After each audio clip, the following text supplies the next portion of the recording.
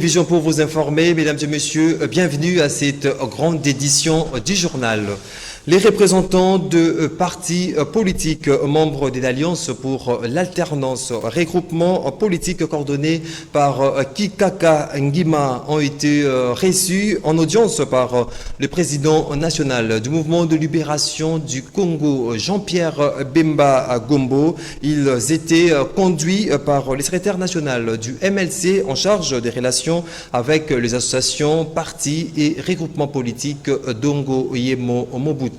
Suivez ces reportages de Georges Libengue. Les tractations politiques se mettent peu à peu en place alors que les enjeux actuels sur le processus électoral dominent les débats dans les états-majors de plusieurs partis et regroupements politiques. Les stratégies électorales se peaufinent déjà entre les différents acteurs politiques en préparation des échéances électorales prochaines. C'est dans ces cadres précis que le président national du mouvement de libération du Congo, Jean-Pierre Bemba Gombo, a reçu mercredi 6 octobre les représentants des partis politiques, membres de l'Alliance pour l'alternance, regroupement politique coordonné par Kikaka Ngima. Conduite auprès du président national du MLC par Dongo Yemo Mobutu, secrétaire national en charge des relations avec les associations, partis et regroupements politiques, la délégation de l'APA s'est dite satisfaite de l'entretien qu'elle a eu avec l'ancien vice-président de la République, Jean-Pierre Bemba Gombo, son autorité morale, en sa résidence. Bon, nous venons d'être reçus par l'autorité morale de l'APA, le président Jean-Pierre Bemba. Nous avons fait le tour d'horizon de la situation politique de l'heure et également nous avons vu ensemble comment faire pour que l'APA puisse être dynamique sur le terrain politique évidemment. Nous sortons de cet entretien avec le président Bemba très heureux, très satisfait. Et nous avons eu toutes les réponses que nous attendions à nos préoccupations.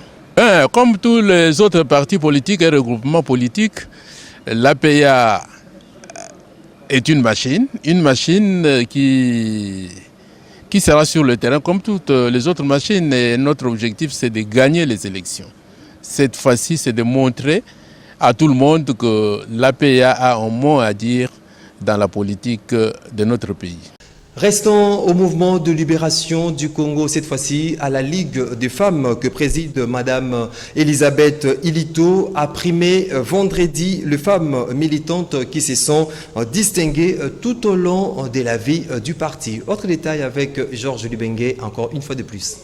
Un bienfait n'est jamais perdu, dit-on. Le mouvement de libération du Congo, à travers sa Ligue de femmes, salue le leadership de femmes militantes et membres du parti qui se sont distinguées tout au long de la vie du parti, d'où cette séance de reconnaissance des mérites de femmes du MLC, comme l'explique la présidente de la Ligue nationale de femmes, Elisabeth Ilito. Camarades militants, membres de la Ligue de femmes, distingués invités. La matinée politique de ce jour est avant toute chose revêtue d'un caractère pédagogique dont l'objectif majeur demeure la reconnaissance des mérites et surtout de susciter l'émulation dans les actions et actes des militants que nous sommes. La présente cérémonie vient également marquer l'existence de la Ligue nationale de femmes du MLC, récemment créée par le président national en tant que structure d'encadrement et de promotion de la femme au sein du MLC. Ainsi ont été primées Madame Denise Villa pour sa constante dans le combat politique, son ancienneté, sa persévérance qui l'a vu graver les échelons au parti. Mesdames Makwebo Anne-Marie et Binda Matumona Marie-Hélène, primées pour leur constance dans le combat politique, leur lutte et surtout leur position de gardienne du temps. Madame Sambanti Mathieme Gisèle, pour sa grande capacité managériale comme présidente communale MLC, elle a pour une première dans sa catégorie remis et ouvert un bureau communal du parti dans la commune de Kassavobo. Madame Magui Eyenga Bokungu, Primée pour sa grande capacité d'initiative et de gestion d'une grande structure hétérogène, Bilombe ya Bemba. Mesdames Marie-Louise Woke Chumpoko, Arlette Kailanga, Lievine Tsukisa, Marlène Koalingo Lontiki, mais pour leur grande capacité de mobilisation, de mobilité, d'implantation et itinéraire, ainsi que leur bravoure et leur grande capacité d'autoprise en charge. Madame Lisa Bokolo Imanda a, elle, été primée pour son activisme exemplaire, dont l'implantation de leur structure Avenir Bemba. Madame Annie Odia Koulondi, de la dynamique Fourmi Telema, a été primée pour sa grande capacité d'initiative et de gestion et aussi une figure montante dans le rang des femmes. Elle reçoit le prix de la révélation. Pour sa part, Madame Constantine Mbunza Mabe a été primée pour sa grande capacité de mobilisation et de bravoure. Enfin, pour sa constante, son cursus et son élévation au sein de la haute direction de la Ligue nationale de femmes, et Madame Elisabeth Ilito Mameli a, elle, été primée pour sa constance, son cursus et son élévation au sein de la haute direction de la Ligue nationale de femmes. Notez que cette démarche va se poursuivre dans toutes les provinces de la République démocratique. Et puis, dans une déclaration rendue publique ce samedi 9 octobre 2021, les syndicats nationaux des professionnels de l'enseignement condamnent avec fermeté la désactivation des enseignants grévistes par le ministre de l'enseignement primaire, professionnel et technique et invitent les enseignants à la résistance contre les intimidations, nous dit Moron Djambé dans ses reportages.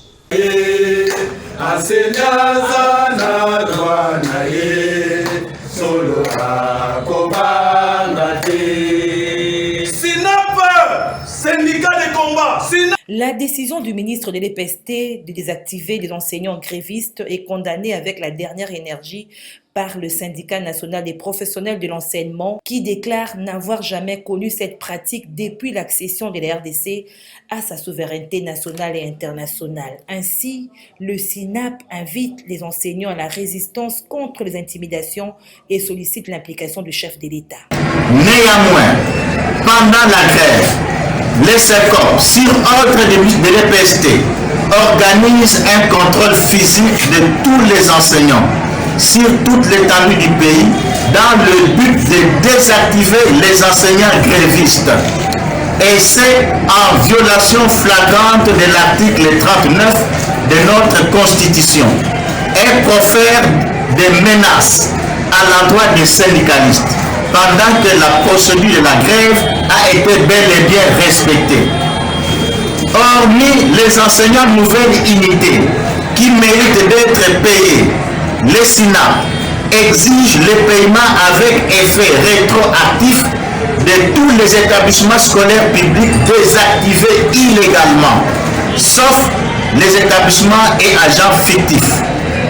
Aussi, les SINAP condamnent avec fermeté la désactivation des enseignants grévistes sur ordre du ministre de l'EPST, pratique que la République démocratique du Congo n'a jamais connue depuis son accession à la souveraineté nationale et internationale.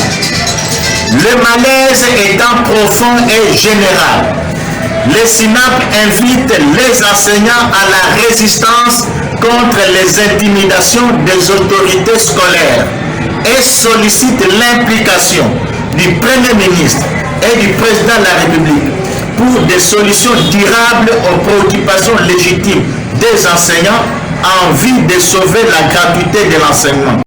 C'est envie de changer sur les questions en pouvant annoncer la cause de la République démocratique du Congo dans les domaines de l'environnement que la vice-primature en charge de l'environnement et développement durable a organisé ce samedi 9 octobre 2021 une randonnée d'échange entre la RDC et les partenaires internationaux. Doudou Motiri, commentaire et image.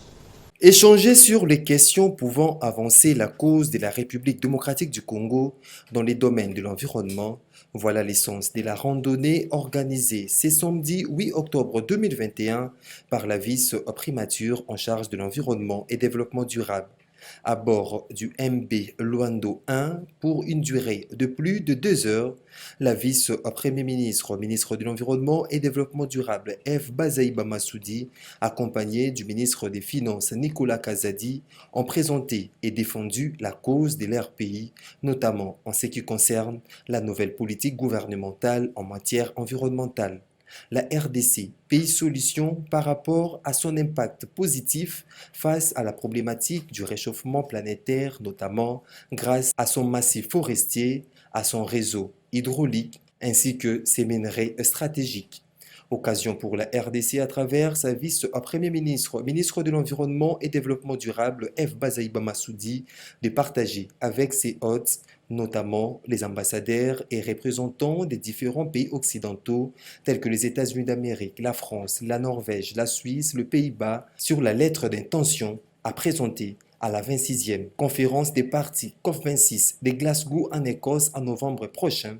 La lettre d'intention doit contenir les ambitions chiffrées de la République démocratique du Congo, ou plutôt la dimension des responsabilités de la RDC à protéger l'environnement, non seulement pour elle-même, mais aussi pour l'humanité, et c'est dans un partenariat gagnant-gagnant selon l'objectif 17 des objectifs du développement durable. Dans le cadre des échanges d'expériences avec les autres pays, la RDC se propose de prendre part la semaine prochaine à la conférence de Lausanne sur les questions des villes. Pour que nous puissions échanger en famille, changer aussi des cadres, quitter un peu les cadres formels parce que nous avons le droit, vous et nous travaillons durement pour les questions de faire avancer la cause environnementale.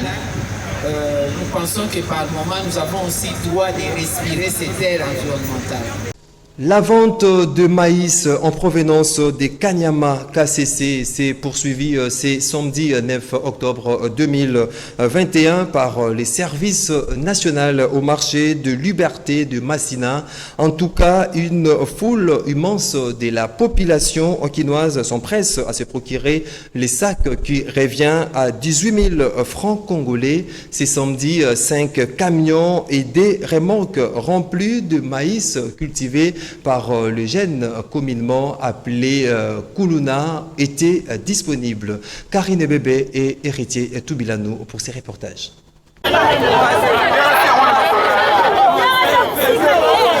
Ce sont de longues files d'attente qui se font au marché de la Liberté pour se procurer les sacs de maïs en provenance de Kanyama KCC, fruit des travaux champêtres que font les jeunes jadis délinquants communément appelés Kuluna mais récupérés. Ce n'est donc pas pour rien que le service national avec le général Jean-Pierre Kassongo Kabouik les a transférés. Ces jeunes sont devenus utiles à la société. Ici, au marché de la Liberté des Massina, dans le district de la Tchangou, c'est une foule immense qui s'empresse à avoir ce maïs. 5 camions et 2 remorques remplis disponibles sur place. La qualité de ce maïs n'est plus à démontrer, comme l'illustre cette femme qui est revenue pour la 2e fois en procurer. Un sac revenant à 18 000 francs congolais seulement. Très bon, c'est consommable, riche en protéines, toute la valeur là, toute le vertu qui est dans le maïs. Vraiment, nous avons consommé un très bon foufou. Merci beaucoup au président de la République et au général Kassongo Kabouik. Merci aux bâtisseurs, à tous les Congolais, tous les services. Vraiment, nous vous remercions beaucoup. Les acheteurs viennent de tous les coins de la capitale. Leur souhait est que le service national multiplie les points de vente. C'est pour cela que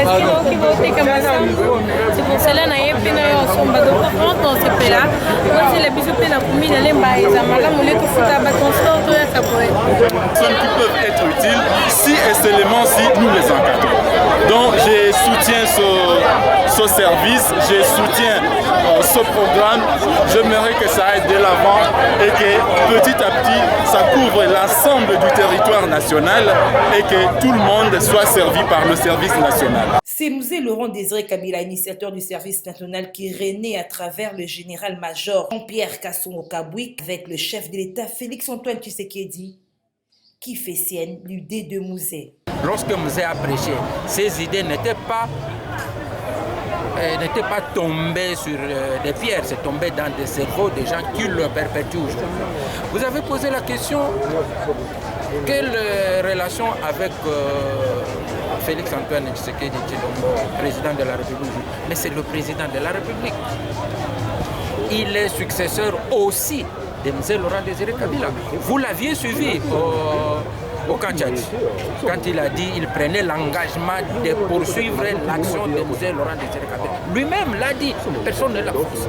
Et M. Laurent Désiré Kabila, c'est une idée. Cette idée, disais-je, elle a été incarnée encore une fois par le président de la République qui s'est engagé à le perpétuer. Et aujourd'hui, c'est le service national qui a commencé à renaître avec l'arrivée du général Kasongo en 2018. Mais cette réunion ne pouvait grandir et produire qu'avec l'accompagnement du chef de l'État actuel. Le social du peuple, leitmotiv du chef de l'État, coup des chapeaux au général-major Jean-Pierre Kasongo Kabwik. Dans un tout autre chapitre, des propositions de loi, l'une portant création de l'ordre national du léopard et l'autre créant l'ordre national des héros nationaux. En croire l'auteur, les députés national André Mbata, au terme de la Constitution et dans le préambule, les législateurs constatent que l'une des causes fondamentales de la ruine du pays, c'est l'inversion générale de valeurs qui a atteint pratiquement toutes les couches sociales de la République démocratique du Congo. Suivez. Nous sommes ici pour déposer deux propositions de loi. Une proposition de loi portant création de l'ordre national du léopard et une proposition de loi portant création de l'ordre national des héros nationaux. Vous savez, au terme de notre Constitution, notre peuple lui-même, dans le préambule, a dit que l'une des causes fondamentales de la ruine du pays, c'est l'inversion générale des valeurs. L'inversion générale des valeurs qui a atteint pratiquement toutes les couches de notre société. Et l'exemple, par exemple, qui vient de nous être donné par les milieux religieux, montre à quel point le mal est profond. C'est-à-dire, la médiocrité a atteint les lieux même très saints, où on ne pouvait pas la supposer, où on attendait l'excellence. La médiocrité s'est installée même dans le lieu très fond pour vous dire, très sain pour vous dire comment le mal est profond. Et nous avons également pensé qu'au milieu de toutes ces antivaleurs, il faut quand même célébrer des femmes et des hommes qui ont rendu des services éminents à la nation, des hommes et des femmes qui se sont dévoués à la cause nationale.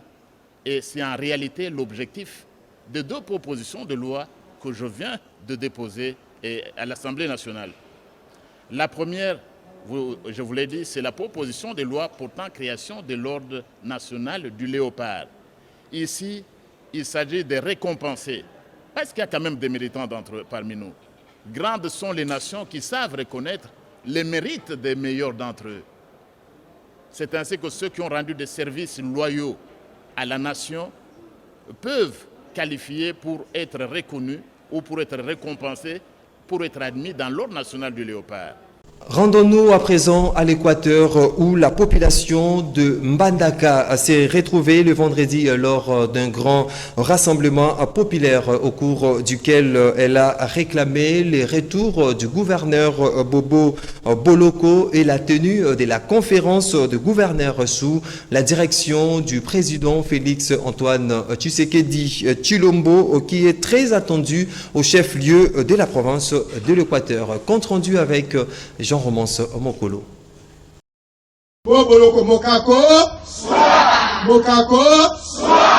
Dans un rassemblement organisé vendredi 8 octobre à Mbandaka, les autorités traditionnelles, les notables et la population de l'Équateur ont exprimé leur souhait de voir le gouverneur Bobo Boloko revenir à Kinshasa en vue d'entamer le préparatif de la prochaine conférence des gouverneurs.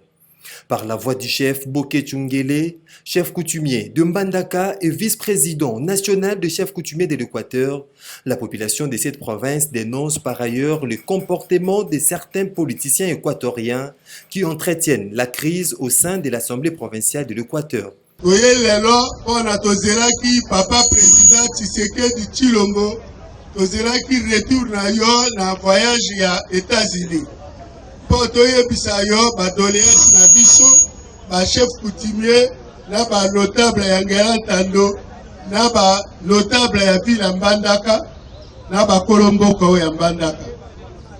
So premier point, conférence de gouverneurs est ratée. Yaka na Mbandaka Yohana Mama Denise Nyakeru.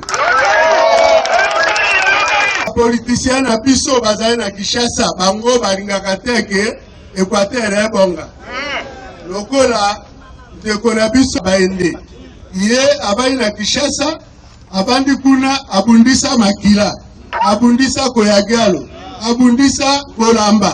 Lelo akomi na bobo. Pa président Hollande ba politicien na biso wana bazala na Kinshasa te, bazala toujours kokosaka yo makambo ya lokuta. Bitumba oyo ezali kobunda na province de l'Équateur. Ezali bitumba ya gouverneur bobo te. Ezali bitumba nde ya Union Sacrée na FCC. Yo sali Union Sacrée sika à travers ancien président Assemblée Bouka na baende bango batikali na FCC. Prenant la parole à tour des rôles, les femmes et les jeunes présents au cours des rassemblements ont lancé une invitation au chef de l'État Félix Antoine Tshisekedi Tshilombo et la première dame Denise Nyakeru de descendre à Mbandaka où ils sont attendus, le bras ouvert par la population équatorienne. Et puis sachez en plus bref que la coalition Lamuka du tandem Martin Fayoulou et Adolphe Mosito était en meeting populaire ce samedi 8 octobre 2021 au terrain Sainte-Thérèse d'Ndjili. Ainsi, dans leur adresse à la population réunie, Martin Fayoulou et Mosito exigent la fin de l'état de siège décrété depuis mai au Nord Kivu et en Ituri. Pour Fayoulou, il faut simplement mettre tous les moyens nécessaires à la disposition des forces armées de la République démocratique du Congo pour mettre hors d'état de nuire tous les groupes armés. Outre cela, Fayoulou exige que l'inspection générale des finances IGF fasse la lumière sur la taxe RAM qui, d'après lui, est illégale. Le président de l'ECD, Martin Fayoulou Madidi, annonce une nouvelle marche le 16 octobre prochain. Nous y reviendrons avec force et détails dans nos prochaines éditions.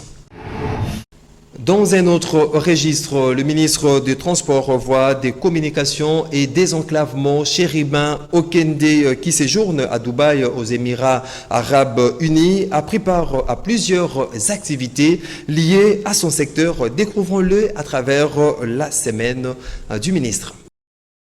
Le 5e symposium mondial sur la sécurité aérienne a vécu du 3 au 5 octobre 2021 à Dubaï, aux Émirats Arabes Unis.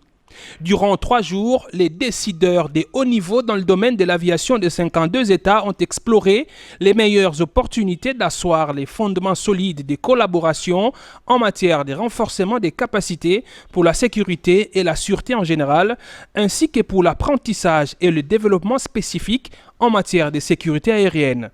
La République démocratique du Congo a été valablement représentée à ces assises par le ministre des Transports, Voies de Communication et des Désenclavements. Chérubin Okende Senga a exposé sur les efforts que fournit la RDC pour se conformer aux normes internationales. Ladies and gentlemen, good morning.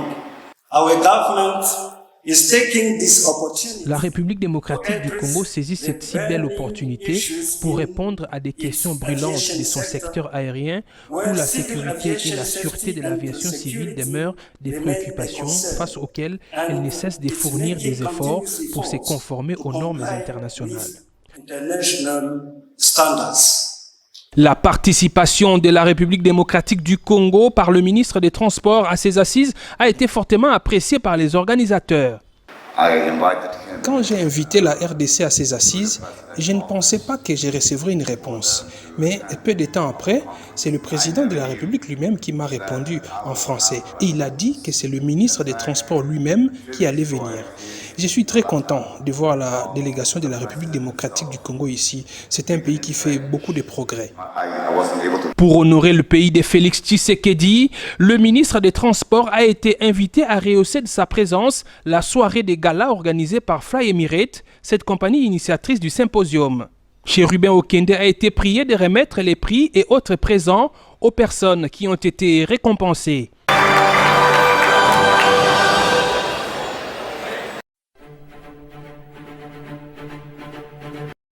Bien avant, le ministre des Transports, Voies de Communication et des Désenclavements a eu une séance de travail avec le secrétaire général de l'OACI. Chérubin Okende a plaidé pour l'accompagnement de l'Organisation de l'Aviation Civile Internationale dans les efforts du pays qui tient à sortir de la liste noire de l'Union européenne.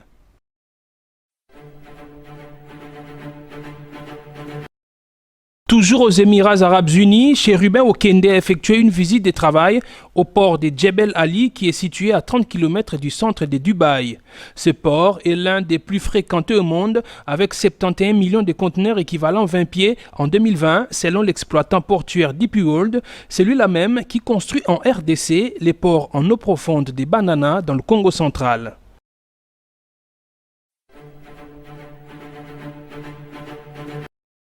La société de transport public Transco continue son expansion en province comme le veut le chef de l'État Félix Tshisekedi. Les notables, la société civile et la jeunesse de l'Équateur veulent voir leur province figurer sur la liste des prochaines entités à recevoir les bus Transco. Ils l'ont dit au vice-ministre des Transports et Voies de Communication Marc Ekila qui le recevait en présence du directeur général des Transports au Congo, Chief Chipamba. C'est pathétique d'apprendre qu'en Bandaka, les gens jusqu'aujourd'hui sont encore sur les Toleka à pied. Ça.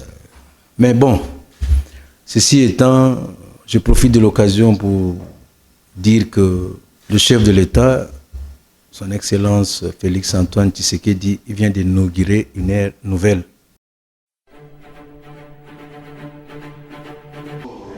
Le consortium hollandais Sestenweg Global, qui est un des plus grands opérateurs logistiques privés au monde, est venu, lui, solliciter du vice-ministre, représentant le ministre Chérubin Okende en mission, un accord de coopération sur les réseaux ferroviaires en partenariat avec la Société nationale des chemins de fer du Congo, SNCC.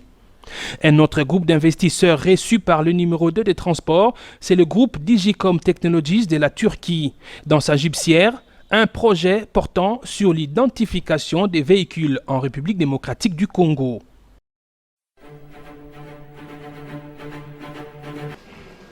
Mise en place le 20 septembre 2021 par le ministre des Transports, Voies de Communication et des Désenclavements Chérubin Okende, la commission chargée d'enquêter sur la gestion du comité Black Sand Bongi suspendu à Transco a remis officiellement son rapport le vendredi 8 octobre 2021. Sur le site des transports, que ce soit en scellé, Massina, Limité, nous avons fouillé dans les archives tout ce qu'on pouvait voir. Et aujourd'hui, nous pouvons vous rassurer, Excellence, Monsieur le Vice-ministre, que nous vous rendons un travail pouvant éclairer un temps soit peu la lanterne du gouvernement. Le vice-ministre Marc Ekila a, au nom du ministre Chérubin Okende, loué le travail abattu par la commission en un temps record. Et puis le président de la structure Investissement Congo d'abord, Claude Maluma, propose des pistes, des solutions pour relancer les défis et promouvoir l'économie nationale. Ainsi a-t-il remis un don pour soutenir les mamans maraîchères. Suivez. Investissement Congo d'abord, IVCD, en tournée communale dans la commune de Bongafula en vue de rencontrer ses membres. Ainsi, le président de cette structure, Claude Maluma, a apporté l'assistance à plus de 100 personnes en remettant des enveloppes d'argent aux plus démunis, question de se prendre en charge.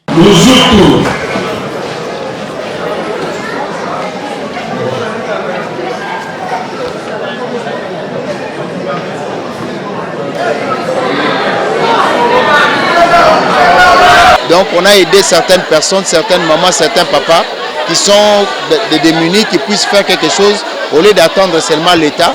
Et en attendant, nous demandons à ces gens de s'organiser, de faire leurs projets pour qu'en fait on puisse booster leurs projets dans les programmes du gouvernement comme dans les programmes latérales où les partenaires peuvent les assister aussi. Parmi les bénéficiaires, les femmes maraîchères. Vous savez que l'économie de tout un pays va de la base. Dans aucun pays au monde, l'économie vient d'en haut. C'est les petites et moyennes entreprises, c'est ces mamans-là qui tiennent l'économie de ce pays. Ça, quand on a les ignorants, on ignore tout. La journée porte ouverte qu'on va faire, ce sont les projets de ce genre de personnes qu'on a besoin pour présenter au ministre pour que le gouvernement puisse les soutenir. C'est les gens qui sont capables d'aider ce pays. Alors nous avons pensé que nous allons à la base, ceux qui tiennent vraiment l'économie, ce sont ces mamans. C'est eux qui sont en contact avec les gens qui sont dans les besoins. C'est eux qui vendent les produits pour les familles, pour les gens qui souffrent. C'est eux qui sont le moteur de l'économie. Alors on doit commencer à penser à eux. C'est comme ça qu'on a proposé et ils vont être associés à la journée des portes ouvertes. Ce sont leurs projets qu'on va présenter au bailleur mondial qui sont installés au Congo et au gouvernement pour qu'ils soient aidés. Parce que souvent dans notre pays, il y a l'argent qui sort, on dit qu'on va aider le peuple, mais l'argent est distribué autrement. Et nous voulons réparer cela. Claude Maluma promet de pistes de solutions pour relancer les défis et promouvoir l'économie nationale. Voilà qui met fin à cette grande édition du journal.